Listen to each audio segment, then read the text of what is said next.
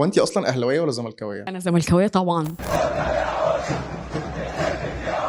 في لقاء عملناه قبل كده في وان تيك مع الفنانة هدى الأتربي سألناها السؤال الكلاسيكي اللي دايما بيولع أي قعدة كورة، أنت أهلاوية ولا زملكاوية؟ وقتها هدى ردت بكل ثقة وقالت أنا زملكاوية طبعًا. الإجابة كانت عادية وقتها، لكن اللي حصل بعدها كان أبعد من العادي. النهاردة الكلام ده بقى ترند على أرض الملعب بعد فوز الزمالك في أول ماتش في الدوري على سيراميكا كيلوباترا 2-0. فجأة المدرجات اتقلبت، الجماهير بدأت تهتف باسم هدى وكأنها واحدة من نجوم الفريق، والناس اتقسمت ما بين شايفين إنهم يقصدوا هدى الأتربي وناس تانية شايفة إنهم يقصدوا زوجة أحد اللاعبين. والهتافات دي ما وقفتش عند الجمهور، وصلت على طول لإدارة نادي الزمالك، والنتيجة دعوة رسمية لهدى الأتربي تحضر الماتش الجاي قدام المقاولون العرب يوم السبت في استاد القاهرة الدولي. بس في الآخر طلعت هدى الأتربي ونفت حصولها على دعوة رسمية من الزمالك، وقالت إنها ما تعرفش أي حاجة عن الهتافات اللي حصلت في الماتش امبارح. قولوا لنا بقى، تتوقعوا الماتش اللي جاي بين الزمالك والمقاولون هيخلص كام؟